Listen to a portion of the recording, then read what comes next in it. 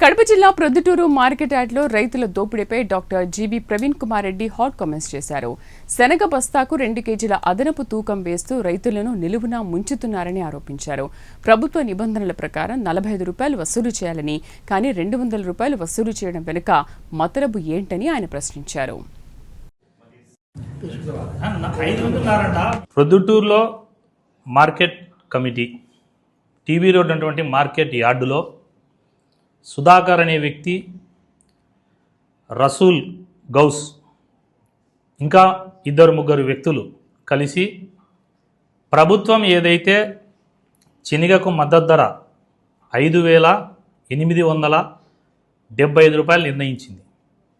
చంద్రబాబు నాయుడు గారు, కూటమిలో ఉన్నటువంటి నాయకులు కానీ ఇతర పార్టీ నాయకులు, తర్వాత మా లోకేష్ బాబు గారు రైతులకు మద్దతు ధర ఉండాలని చెప్పేసి రైతుల కష్టం తెలిసిన వ్యక్తులుగా 5,875 రూపాయలు మద్దతు ధర ప్రకటించి మార్కెట్ యార్డులో కొనుగోలు చేసే కేంద్రం పెట్టినారు.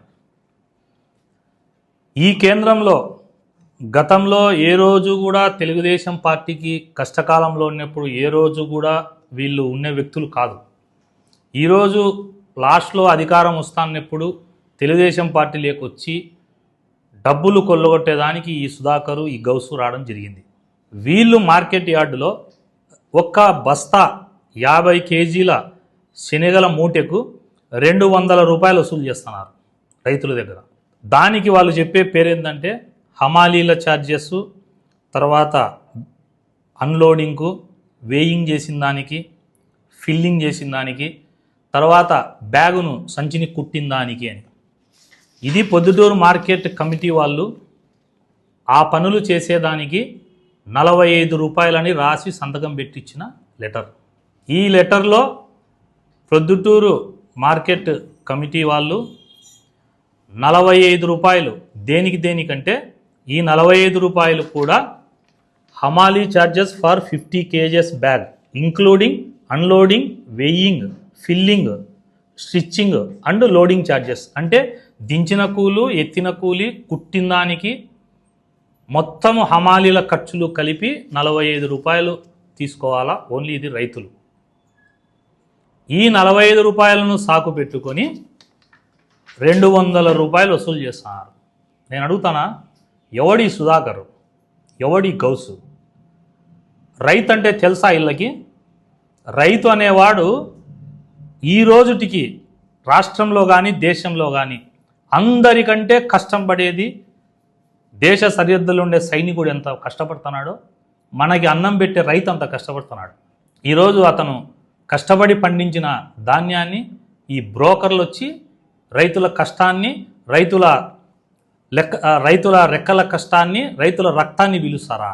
ఎవరు అసలు వీళ్ళిద్దరు? ఏంది వీళ్ళకి సంబంధం? ఏం అధికారులు నిద్రపోతున్నారా? ఎక్కడైనా మార్కెట్ యార్డుల్లో, కమిటీ యార్డుల్లో మీరు విలేకరులు కానీ వ్యాపారస్తులు కానీ ఎవరైనా రైతులు కానీ పోండి, 50 కేజీలకు గాను 600 గ్రాముల నుంచి 700 గ్రాములు ఎక్కువ వేసుకుంటారు సంచిలో. కారణం ఏంటంటే ఆ సంచి 600 గ్రాములు ఉంటుంది. అప్పుడు 600 గ్రాములు పోతే 50 కేజీలు నెట్టు శనగలు వస్తాయని వేసుకుంటారు. వీళ్ళిద్దరూ పొద్దుటూరులో 52.5 కేజీ వేసుకుంటున్నారు. అంటే ఒక సంచిలో 52.5 కేజీ వేస్తే 500 గ్రాములో ఒక 600 గ్రాములో మన దానికి సంచి బరువుకు పోతే రిమైనింగ్ 2 కేజీలు దగ్గర శనగల డబ్బు రైతులు దోపిడీ చేస్తారా? ఇల్లు 260 రూపాయలు అంటే ఒక రైతు రెక్కల కష్టాన్ని దోచుకుంటా వీళ్ళ ఆటలు సాగుతా అంటే దీనికి చైర్మన్ ఏం చేస్తున్నాడు? మార్కెట్ కమిటీ చైర్మన్ ఒద్దిబాలుడు గారి భార్యకి ఇచ్చినారు కదా చైర్మన్. ఏం చేస్తున్నాడు ఒద్దిబాలుడు అన్న? గోపురం లక్ష్మణ్ ఉన్నాడు వైస్ చైర్మన్. మార్కెట్ కమిటీలో ఇంత జరుగుతుంది, నిద్రపోతున్నారా? లేక వాటాలు పంచుకొని మార్కెట్ యార్డుకు రాకుండా వాటాలు పంచుకొని ఎవరో బ్రోకర్లకు అప్పగించి డబ్బులు వసూలు చేసుకుంటున్నారా? మేము అధికార పార్టీ వాళ్ళం, మేము చెబితే ఇక్కడ కొండారెడ్డి గారు చెప్పినట్టే, మేము చెబితే వరదరాజరెడ్డి గారు చెప్పినట్టే అని వీళ్ళని ఆఫీసులను బెదిరించి వీళ్ళు సెస్సు కట్టాల్సింటే ఒక్కొక్క వ్యానుకు ఒక్కొక్క లారీకి 10 నుంచి 15 వేలు అయితే ఇది మా వాళ్ళు చెప్పినారు, దీన్ని ఫ్రీ పంపి కటాకు గవర్నమెంట్కి డబ్బు అంటున్నారు. ఈ రసూల్ గౌస్ అనేవాడు ఫేస్బుక్ ఓపెన్ చేయండి, అతని ఐడి అకౌంట్ 2019 నుంచి 2023 లాస్ట్ వరకు ఏనాడైనా తెలుగుదేశం పార్టీకి సంబంధించిన ఒక్క కార్యక్రమం పెట్టినాడా? తెలుగుదేశం పార్టీకి సంబంధించిన సోషల్ మీడియా ఒక్క పోస్టింగ్ పెట్టినాడా? ధైర్యం లేనోడు, పిరికివాడు, యాడనో ఉండి ఈరోజు అధికారం వచ్చిందని చెప్పి చెట్టు పేరు చెప్పుకొని కాయలమ్ముతావా? మార్కెట్ యార్డులో ఈ మీడియా ద్వారా రైతులకు విజ్ఞప్తి చేస్తాడా, ఎవడైనా మార్కెట్ యార్డులో డబ్బు అడిగితే నా నెంబర్కైనా ఫోన్ చేయండి, నా నెంబర్కు వాట్సాప్లో అయినా మెసేజ్ పెట్టండి, మామూలు మెసేజ్ అయినా పెట్టండి. వీళ్ళిద్దరూ వసూలు చేయడం ఒకటి.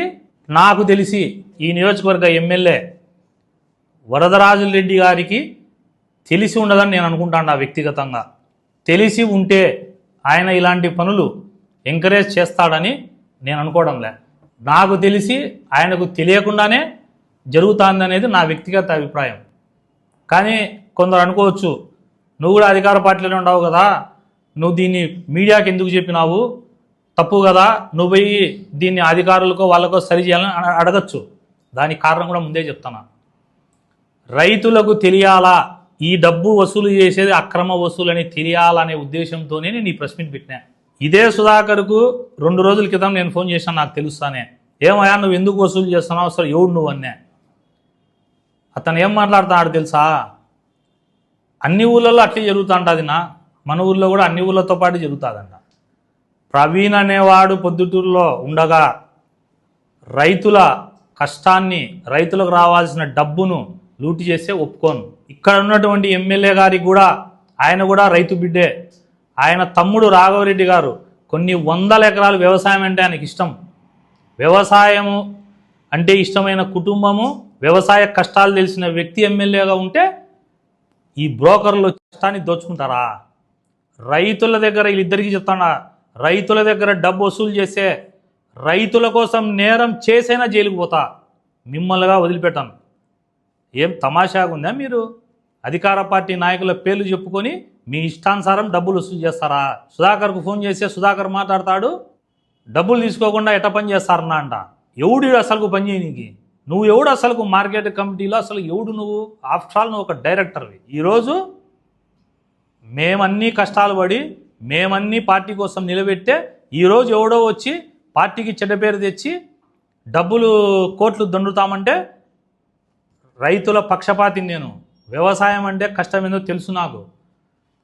Last and final warning, market committee చైర్మన్కు చెప్తాడా, వైస్ చైర్మన్కు చెప్తాడా, ఆ కమిటీ, ఆ మార్కెట్ యార్డుకు సంబంధించిన ప్రభుత్వ అధికారులకు చెప్తానా, ఏ వ్యక్తి దగ్గరైనా డబ్బు వసూలు చేస్తే రైతు కాడా నేనే మార్కెట్ యార్డుకు వస్తా, ఎందాకైనా పోతా, ఏమైనా చేస్తా.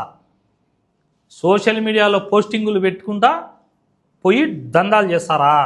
ఇదే రసూల్ గౌసుకు సంబంధించిన ల్యాండ్ కబ్జాలిటీ ఉన్నాయి. నెక్స్ట్ ప్రెస్ మీట్లో పెడతా, ఆధారాలు సేకరిస్తాడా. వీళ్ళు నేను ఒకటే చెప్తానా, మీరు రైతుల దగ్గర తీసుకునే డబ్బు మర్యాదగా ఎన్నికిస్తే బాగుంటుంది.